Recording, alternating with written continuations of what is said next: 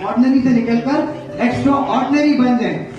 अब हमारे साथ दूसरा एक प्रॉब्लम है, वो है इमोशनल इंटरप्शन, जो हमें आगे नहीं बढ़ने देती। फेलियर्स टू सक्सेस में बात करें, वो इमोशनल इंटरप्शन है। कजन की शादी, मामू की शादी, किसी की डेथ, ये सारी चीजें हमारे साथ हैं। खुशियां और गम। कुछ लोगों को तो मैंने ऐसे भी देखा है कि मामू की शादी होती है, शादी मामू की होती है, खुशी उनको ज्यादा होती है। 25 दिन पहले जाके मामू क्या रुक जाते हैं, मामू को जॉब पे जा रहे होते हैं। सो अब ये जो इमोशनल इंटरप्शन है ना, इससे निकलना है। जिग ज़िगलर कहता है कि लाइफ में कितनी बड़ी ट्रेजेडी हो जाए या लाइफ में कितना कुछ अच्छा हो जाए, 24 घंटे अगर बहुत अच्छा हो गया, 1 करोड़ रुपए का चेक मिल गया, 24 घंटे नाचना है, नाचो 24 घंटे तक।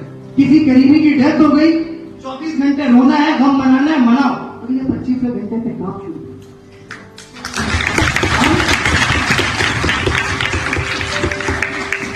हम क्या करते हैं, हम बस दिल से लगा के बैठ जाते हैं और उस हम को या उस खुशी को, उसी खुशी के मजे में रखना है।